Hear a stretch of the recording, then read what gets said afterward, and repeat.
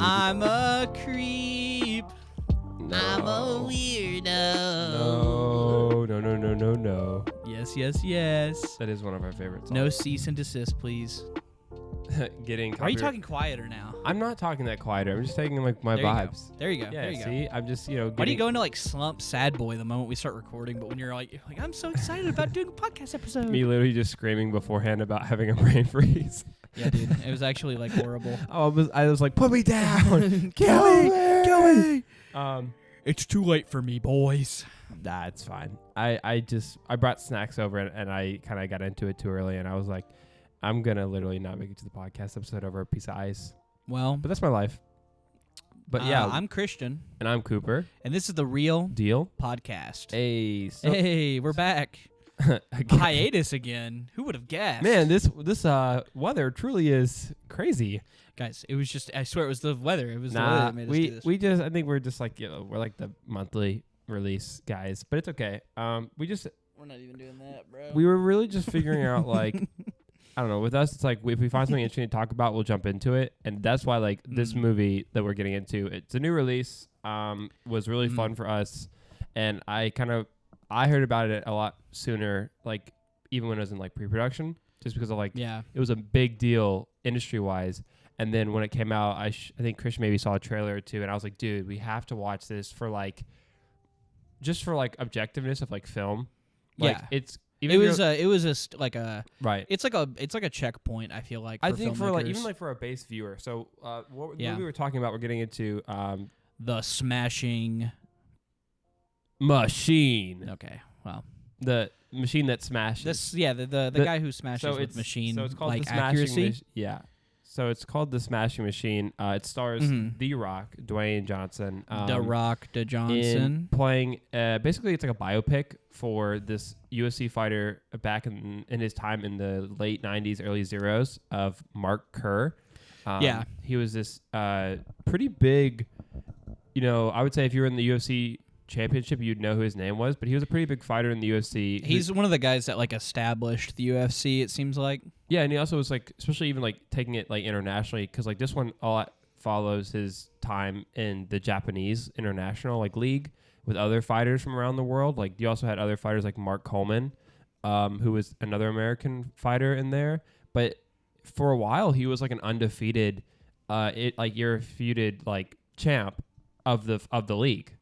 The Rock, I think, was a perfect casting, not just because like of his charisma, but also before we even get into the episode, just in case if you guys are like spoiler territory, obviously like every episode that we do is going to be a spoiler, but also if you just want our like straight up base ratings, let's go base ratings real quick. I think I gave it like a 9 or like an 8, like an 8.5, a 9. It was really solid movie. I gave it, objectively, I'll give it. I don't know why I'm saying these two things, but I think personal rating, I think it's a 7.5 leaning towards an 8. I think the more I sat with it, I thought it is a strong movie with some points. I think I could honestly on a good day feel about an 8. I feel like bumping it down, like an 8's probably what I would give it realistically. I liked it a lot, but the ending does take some off for me. We'll talk about that later. For me, it was other moments, but it was more like I think technical stuff where it's like and this is something with it was directed by Benny Safdie. I don't know if some people know who that is. He might be one of my new favorite directors. Him and his brother Josh Safdie have been no strangers to A24. This movie's produced by A24 with films such as like Uncut Gems and Good Time, where I think a lot of people know about Uncut Gems, the Adam Sandler movie about the store pawn shop owner who gets in a lot of like debt and like trouble and stuff. But this movie still has the exact same like vibe and shooting styles and stuff that like Uncut Gems and Good Times have. Maybe not to the personal extent because I've like each movie is different, but you can clearly tell it's the same visualized style. And this time it's specifically Benny Safdie, not his brother, along with it for this film. This one Benny kind of took a solo approach. And I'm still getting new to his work, but from what I saw, like how they played it off, how they did this movie, it was a very smart idea. Because also you have to capture, I mean, it is a timepiece movie. It's a movie taking place, I think it was in like I said, the late 90s. And in the late 90s, you know, the atmosphere was different. The culture was different at the time. The cameras were different. In the movie, they open it up with like a old broadcasting camera you'd see for like TV shows. Dude, and I will say, I'm gonna be real. This was one of the most interestingly shot movies. So something that, because me and Cooper are both filmmakers. Just in case if you didn't know, like we both have video degrees. Like we are filmmakers at heart, and this art form, I feel like I've got swept away in this idea of everything has to be shot in this super specific Hollywood cinematic style. And this movie ripped that out of me and was like, oh, you can still make whatever you want and you can make it on any scale. And this production, the way that he shoots, is just such a like what I do. I think also, like, you've seen the stuff I've shot. Yeah. Like, I do like a way worse version of what he does. Like every shot was a banger, dude. The way he composed his stuff and the way he framed his stuff. Like, I mean, I genuinely fell in love with the way he shoots his films after seeing that movie. It's been a game changer for me. That's also another reason. I think the way that it's shot adds a lot to it for me. I think that's why I give it such a high rating, is because, I mean, I don't think there wasn't a shot in the movie that was bad. No point was I like, man, this shot is taking me out of here. With Benny Safdie, I think a lot of the time, in the cinematographer, unfortunately, I don't have the cinematographer's name pulled up right now, but I'll look it up when Christian goes back to talking. But he, I think for them, they do a lot of things where like they cut the fat. They don't have a lot of fat in their films. Where like even if it's like a long take, if it's a long take, it's there specifically, and it feels more, I think, like a personal conversation between people, like like it feels like more like a real time moment. And like there are other circumstances where like he goes to like his bedroom or something, and then he comes out, or there's like another conversation or something. And like in most movies, you might see a bit more of a build up. And I think for me, that's also why it's like slightly does go down a little bit, even though like objectively I see it, like I do commemorate it. I personally am more old fashioned in storytelling that way. I will say something that I found kind of interesting that I didn't realize I really needed, because it's such a if you've got like Marvel fatigue or like super cinematic fatigue, if you're just there were no like super fancy cuts. There weren't a lot of tricks to it. It was just honest and shot well and clean, and it was this really good piece about this guy that I had no idea about. Like it's such an interesting film, and I genuinely ended up falling in love with the character and stuff. And it's got to be I think it's the best acting The Rock has ever done. Oh, honestly, he 100%. Killed it. He made this movie. Actually, straight up, he made the movie. That's 100% something I think I want to jump into. Let's go to that first real quick before if we do any more talking points about the film, is just The Rock's...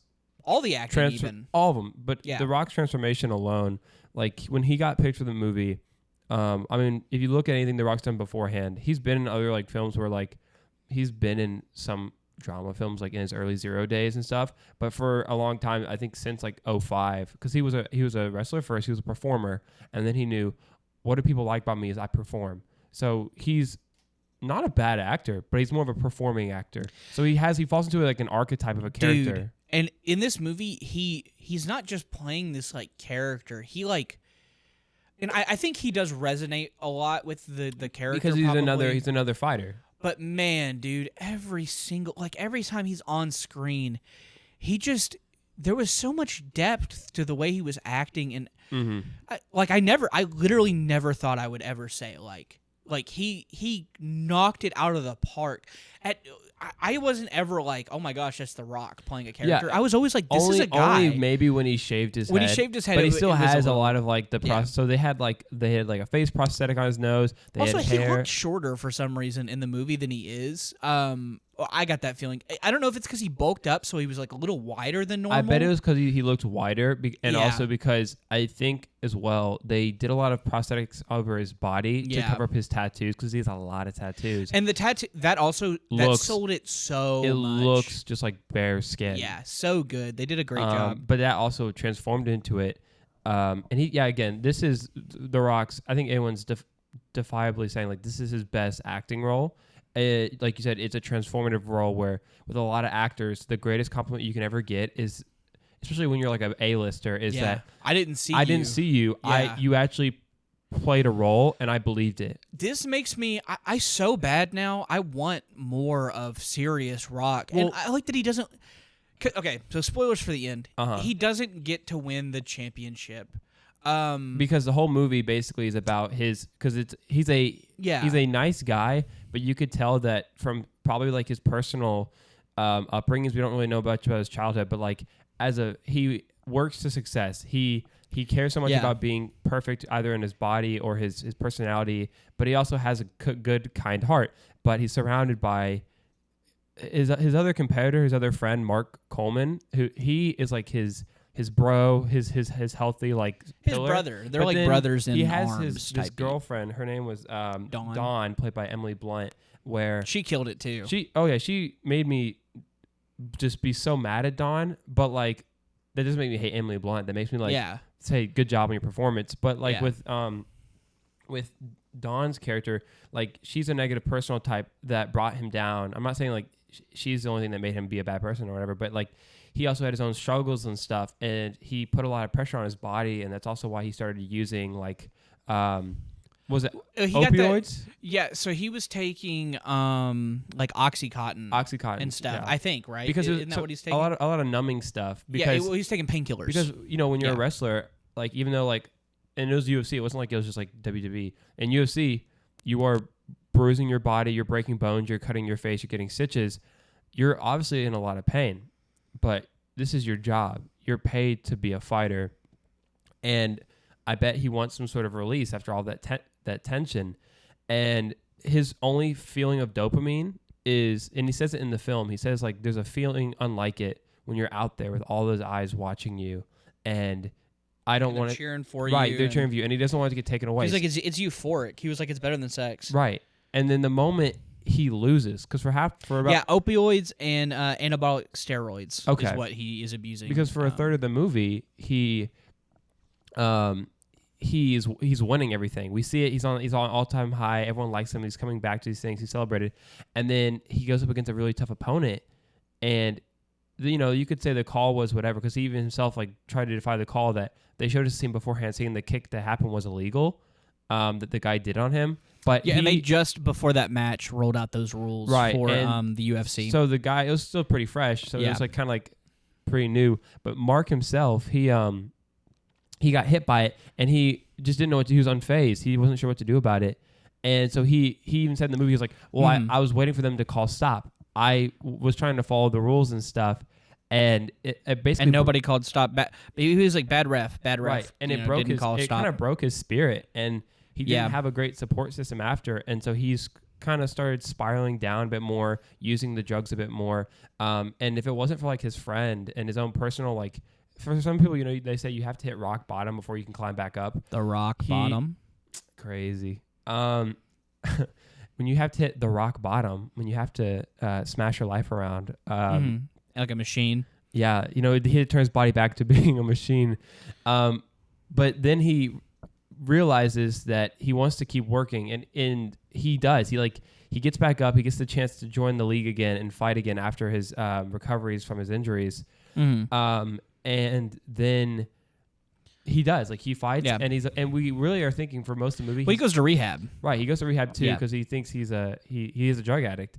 And we then find out, like, the movie's building up, and, a lot of people don't know, like, the actual championship stuff. So for us, we're like, well, he's building up and building up and building up. Yeah, he's going to win. And he's going to win. His buddy's also fighting it, and we're like, oh, we might see them fight. that'd be such an interesting thing. But also, it's like, and they were like the whole time they were both like as a pair being like, oh, it's gonna be us, like it's gonna be us, like we're gonna do this, and we were like excited to see that, and then like, but you're like, wait, hold on now, this is reality.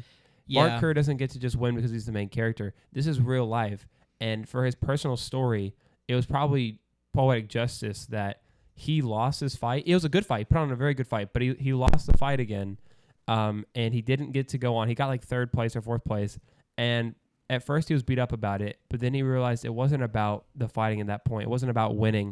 It was about just being out there and being the best he could be. Yeah. And he learned that lesson through his hardships and learning that it's okay to fail. And then his buddy, who clearly was my favorite character. I love Mark Coleman in this film, the character. He's not my favorite character in the film, but I do like him a lot. That we see him win, and we are cheering on that. And in the final scene of Mark Kerr, at least of like the Rock's version, he's in the shower, he's washing off his wounds, and he's like laughing. He's like, he's smiling. He's finally like accepted that he's lost. I will say, okay, and then also Don has we have this subplot of his home life. Right, exactly. And Don, so I was all about her until she has this dinner with her sister. I think it's like her best friend or something. And he just had gotten clean, and she goes says, out to clubs and stuff. Yeah. Well, she's like, I wish he didn't get clean and he still needed me, because it feels like he doesn't need me anymore. Because Dawn feels like a because I don't know how she is as a person. This was obviously 25, 30 years ago, but like Dawn felt like one of those like leeching personality girlfriends where it's like the person's a superstar and she has her own life too, but she is so dependent on the glamour and the success and the money, and he does everything for her, and he tries to be nice to her. And not saying that they don't have their own personal squabbles, and some of it couldn't be on him, but she clearly, like, even like his friends tell her not to come up to events because she's like distracting him and not keeping him focused. And then she gets mad at him when he loses or when he falls down. And like you said, the whole sober thing. Like The Rock says, she just is like so bad for him. Yeah, and she literally in the film, he gets in a big argument with her, and she tries to do like a scare tactic, but also, you know, she probably went through her own mental episode. She tried to kill herself. Yeah, and that like broke him too. And this is like right after he won like one of the fights, and she like told him to come back home for like a couple days or like a couple months before the next fight. And all the friends were like, maybe you shouldn't do that. And he goes, it's okay. It's my girlfriend. I love her. No, she did that because she found out that she wasn't going to come to Japan with him while he trained. Right. She tried to like mess with him and stuff. So she was like, what the fuck? And he was like, yeah, I can't do it. I'm sorry. And then she's like, okay. And then she goes into the other room and she pulls a gun on herself, and then he stops her. Then she runs into the bathroom. This scene is so funny when she ran into the bathroom. Yeah. Like in hindsight, like in it, I was like, oh man, that's so crazy. But she runs into the bathroom and closes the door and locks it. And then The Rock comes in and just eviscerates this door. So there was no competition. This is called the Smashing Machine. And there's definitely a lot of, like, he smashes like 2 doors. He obliterates 2 doors. He like there's, and that's what was kind of funny about it. Like, this is a dramatic film, but like seeing him like get angry, it wasn't even really scary because I think it's just The Rock. She says something to him and he gets all flustered, and he like just turns to the door and like elbows it, and it like makes a hole. And then he rips it in half like a fucking like Omni-Man. So for me and Christian, we're like the only people in our seating, and so every time we like make a joke about Don's the worst, we just go and like just pull our elbows out. So the biggest thing here is like The Rock just like, I mean, he just kills this role. And The Rock is a very naturally bombastic, big personality man. Yeah. When he comes into a room, you know he's there. He's loud. And you think this movie's better because he makes himself feel small. Oh my gosh, he's so quiet most of the movie, and he's so fragile in a way. And 100%.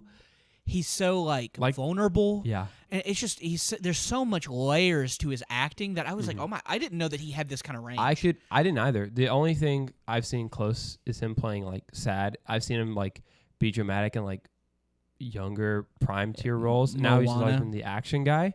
But dude, I want to see him do more stuff like that. Do you think he's gonna get a nom? At least like yeah, I think he maybe will. Not for Oscars because I mean I think he might get an Oscar nomination. He might, and I wouldn't be mad at it. I don't know if he'll win, but like he might get a nom. So. I could see him getting like a Golden Globe. He deserves because there's so many other award ceremonies, and him just getting like award recognition, 100%. And so I do think this is going to be a shorter episode, just because I mean we're like 20 minutes in or whatever. It's a review. It's a quick. And that's fine. You know. But I do want you guys to know, like, there's this ending portion where we see the real, actual. Yeah, let's go to that. This is like, so it's the end of the movie, and it's supposed to be like just a nice little fun little insight of like, hey, this is Mark Kerr. He's just shopping at like the store, and which, it's by like, the way, he gets back with Dawn after she gets out of the psychiatric ward, and they get married, and then I think they get divorced. They got divorced like 3 years later or something. Yeah. Yeah, and we were both like, oh my gosh, I can't. Yeah, like, got back with her. Like that was like the truth, crazy. But we were like, that sucks. But yeah. Yeah, it's like him doing. He's like at the store or something, and it's like, yeah. So Mark Kerr is your average guy now. He retired in 2009. And now he sees that UFC champions are making millions for every fight after he only made like 100K or whatever per fight. Not even that, bro. He made like... No, yeah, I mean that fight that he did with the... well, like the big one was 200K. The big ones were, but like even the small ones were like 10K a fight or something. Yeah, it was like very cheap. Yeah, dude. But risking your life for literally nothing. But it was, yeah, it basically was just like an insider being like, you know, this is who the person really is. He's still a very nice guy. He's like, he's shopping. And nobody even knows that he's the UFC like guy. Well, like, it was like where everyone knows like these big names now, like these huge like fighter names. You know, this is the story about this guy that you might not know of. If you're like, I guess if you're just not like over 20, like over 30. We were talking about it, and I was like, man, it just feels really bitter. Like I like that we see him. I love that part. I just wish he wasn't like, and they make millions of dollars, and I think remember my name. Please. I think the caption was weird. I think if it was just, I think that made it look bitter and kind of feel bitter, but I don't think he was trying to. No, do I that. think the end scene is like cool, and I liked it. Yeah. Like we both like joked when he like, because he kind of breaks the fourth wall and like spikes the camera and waves at it, and we're like, hi, Mark Kerr. Yeah, we were like, hi, Mark Kerr. But like, I think the caption was like, Mike, yeah, it's like remember his name. It's like I Hello, will, but Mark like Kerr. don't tell me what to do, and also like don't compare it to like he's an older generational person. Yeah, it's like saying to someone like now, like, hey, back in my day, remember like Larry Bird? It's like, yeah, I mean, yeah, like, I know who Larry Bird is. Like, I want to do research, but it's like I shouldn't be jealous at like Bronny or like, you know, Steph Curry because of Larry Bird. I'm like, I don't know. I understand what you're saying. The ending thing. It just feels a little, because like I grow attached to this character, and I mean, I really feel for him the whole time. I'm like, man, fuck, that sucks. And then he's like disgruntled about the fact that he's not remembered after we watched a whole movie about him, and I genuinely cared about it. I don't know if that was him. I think that I think it was whoever put the titles in. I think it just didn't fit well. I would have liked if it was just like, hey, remember this guy. He like, hey, this is this guy. Please remember him. He's a champion. Like, it's just that line about the money that felt really weird. Yeah. I just would have rathered honoring a champion. You know, like remembering a legacy, something like that. Like, yeah, remember my legacy would have been cool. Boom. There you go. I think it was just there's a little bit of sourness in that, even though it's like we know it probably didn't come from him, but it was a really cool movie. But genuinely, I mean, I give it a like an 8.5, 9, and it was worth watching. Honestly, I would watch it again. It was really good. Oh, I'd recommend it to anyone who's a sports fan or a good drama fan. Or listen, I'd recommend it to. He's telling me to be louder. I'd recommend it to. Yeah, sports. It's weird. You're like the loudest person sometimes, and then you're like you're like as quiet as you possibly can be. I'm like Mark Kerr. I'm like, it's not good. But yeah, if you're a sports person, drama fan, or if you just want to see The Rock do something different and want him to do more stuff like this, go see it, because numbers wise, it's looking like the Rock's weakest opening. And not like that shouldn't even be like the thing, because like a lot of movies recently, even like One Battle After Another, it's a Paul Thomas Anderson movie, getting like really solid critical reviews, but box office wise it's not, because it's a smaller film. The budget on this movie, in comparison to like normal Rock films, is like 25%. This is a $50 million budget movie, but domestically it made 10 mil. Currently I think it's at 10 mil. It's at 7 mil internationally, so 17.1 million total. So it's definitely losing money, and obviously we feel for that. But I think for what it's going for, and I think on streaming and stuff, people will watch it too. It's just sad to see, because we don't want that to discourage people from watching it. Well, not even that, but from like the creators, like from like like someone like The Rock. How much did it make in box office? Currently at 17.1 off a $50 million budget, so it's not even half. That's what I'm saying. Oh man, so, that sucks. Well, that's what I'm saying is that like I don't want The Rock, because The Rock, I'm not saying he's just a businessman, but like he also is. He has a brand. Yeah, I mean, I think he's very proud of it. And I bet when he gets like award recognition or something, that'll be good too. But like, I know he doesn't want. I don't want him to get discouraged and then be like, well, I tried drama. I'm glad I made the one movie. I'm going to go back to making he's not going to stop making blockbusters. Yeah, I just like this movie compared to Rampage. You know what I mean? Like this movie compared to like, I'm trying to think of another like Jumanji. San Andreas, the Fast and Furious movies, Jumanji's 2 and 3. I genuinely think that Skyscraper. He knocked it out of the park. I just really want to see him play another character like this again, because he can act and he should act well. Like I don't know. Give him more recognition. I think just listen, guys. Like real recognition. Help the cinemas out. Go watch it, please. Go watch solid performances and leave a good review on anything, Letterboxd or I have a Letterboxd. Anywhere. You have a Letterboxd? I have a Letterboxd. Also, I wanted to say it real quick because I brought it up. Maceo Bishop. I think that's his name, cinematographer for this film. He's been a cam op from things from Hamilton, Uncut Gems, Jurassic World 2. He killed it. Wolf of Wall Street. He's been this is like his big cinematography like primal, but he has been working in the industry for a long time and doing big films. So he did a good job. But yeah, I'm just excited. Go see the Smash Machine. Smash your reviews. Smash a like. Yeah, please subscribe if you found this and you're just like watching it. Genuinely, we would really appreciate it. Also, I know I hate shilling out like that, but I don't know. We're not consistent, but if we had more people consistently wanting to listen, we would be more consistent, I'm sure. But also we just would need we just would appreciate it. But we also are thinking about doing some stuff talking about like Halloween, because it's like a theme. Yeah. We might do some stuff that we are interested in, and also other franchise stuff.